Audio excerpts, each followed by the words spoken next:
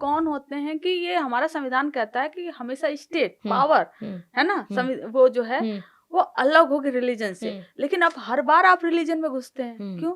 Religion के बिना, हिंदू मुस्लिम किए बिना, हिंदुस्तान पाकिस्तान किए बिना आपकी पॉलिटिक्स नहीं हो सकती, नहीं हो सकती। यही कारण है ना, सुधार करना हर जगह करिए, वी वेलकम। तो हर जगह मान लीजिए कि झंडा लहरा देते हैं तेजस्वी साहब इस बार की विधानसभा चुनाव में, तो बिहार में क्या बदलाव होंगे जो नीतीश बाबू की सरकार में नहीं हो पा रहे हैं? कई पुराने दोस्त हैं लालू जी के, जाते हैं वापस आ जाते हैं, और अभी भी कहीं कहीं जो तेजस्वी हिंट दे रहे हैं कि फिर कुछ बड़ा होने वाला है, तो क्या वापस से आने वाले हैं क्या वो? अब तो उन्होंने कह दिया था कि अब हम कहीं नहीं जाएंगे।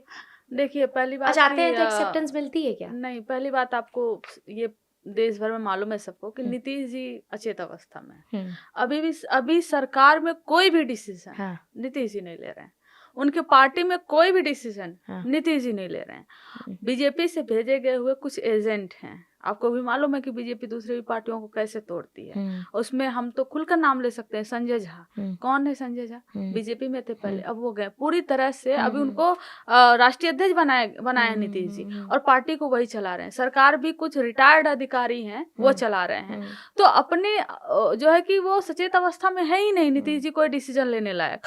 और जो दूसरी बात है कि देखिए अब ये जो ब्लेम गेम की पॉलिटिक्स बिहार में हुई 2005 के बाद से, जब से नीतीश जी आए, कि कुछ था जी, पहले कुछ था जी, जो किया हमने ही किया था जी। कहीं कहीं तो ये इतना बार बयान दे चुके हैं कि पहले महिलाएं कुछ पहनती थी जी, हम आए ना तभी देखो इतना सुंदर सुंदर सब कपड़ा पहनने लगी हैं जी।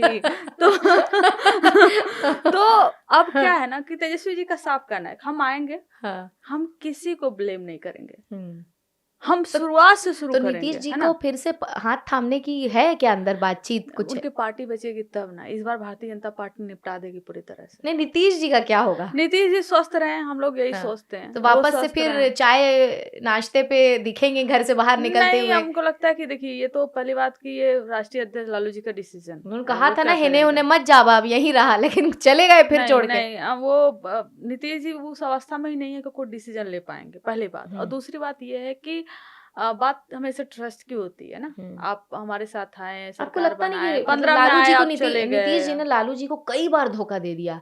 मतलब इतना अगर कोई गर्लफ्रेंड अपने बॉयफ्रेंड को धोखा देगी तो वो आशिक खत्म हो जाएगा। लालू यादव जी ने कैसे सरवाइव किया, मैं तो कभी कभी यही सोचती हूँ कि कल तक चाय पानी पी रहे हैं, अगले दिन पता चल रहा है कि मीटिंग चल रही है। देखिए, धोखा दिया उनकी फितरत हो गई है, तभी तो उनका नाम पड़ गया है ना। 2015 तो यही क्या ठुकरा के मेरा प्यार इस बार विधानसभा में मेरा इंतकाम तेजस्वी जो है? देखिए 15 में आए थे वो, इसलिए आए थे क्योंकि 2014 में जो है मुख्यमंत्री मोदी जी बने थे। आपको मालूम होगा कि जब नीतीश जी को पता चला कि प्रधानमंत्री जो है वो मोदी जी बनेंगे, नीतीश जी ने कहा कि गुजरात का जो दंगा हुआ था, ये हिंदुस्तान है ना, पाकिस्तान हिंदू मुस्लिम करके आए हैं, मैं ऐसे दंगाई आदमी के साथ सरकार में नहीं रहूंगा। वो किसी मंच पर भी थे और मोदी जी चाहे कि नीतीश जी का हाथ पकड़ के ऊपर कर दे, उन्होंने झटक दिया है ना।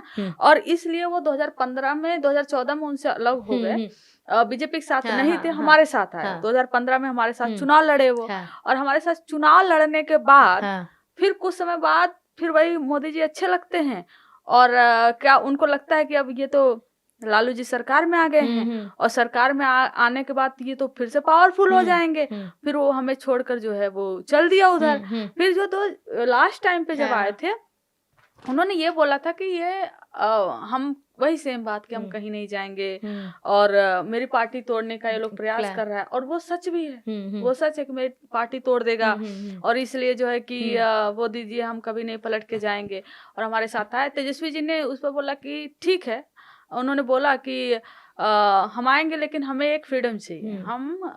हमने प्रॉमिस किया था कि मैं सरकार में आऊंगा तो मैं 10 लाख नौकरी दूंगा, और अगर मैं वो नौकरी दे सकता हूँ तो मैं सरकार में आने को तैयार हूँ। तो वो एग्री हो गए। तो हमारे जो भी विभाग थे, मंत्रालय थी, चाहे शिक्षा विभाग हो, है ना, और चाहे वो हेल्थ सेक्टर हो, हर सेक्टर में हमने नौकरियां निकालने थे, जैसे जिन्हें नौकरियां निकाली और नौकरियां दी, क्योंकि इसी शर्त पे आए थे। तो एक होने लगा ना कि जैसे हम मेला लगाकर हम सबको जो है कि नौकरी का वो दे रहे हैं, लेटर दे रहे हैं, ज्वाइनिंग लेटर दे रहे हैं, तो सबको लगा कि नीतीश जी भी उसमें इनसिक्योर हो गए कि यही तो मुख्यमंत्री मैं हूँ, और ये अपने मंत्रालय में नौकरी दे देकर ये तो पॉपुलर हो रहा है, और फिर वो भाग गए उधर। नीतीश जी फिर भाग गए छोड़कर हमें। तो एक ट्रस्ट का वो हो गया है।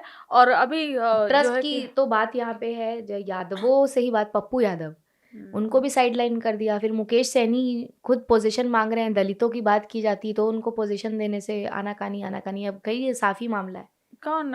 मुकेश सैनी जो जगह पोजीशन तो नहीं मांग रहे कोई, वो मतलब फिर भी देखिए एक तो अलायंस में है ना, कोई भी अलायंस ऐसे तो हो नहीं जाता कि अरे ठीक है मैं आ जाता हूँ, तुम्हारी मर्जी जितना पप्पू यादव को भी साइडलाइन कर दिया।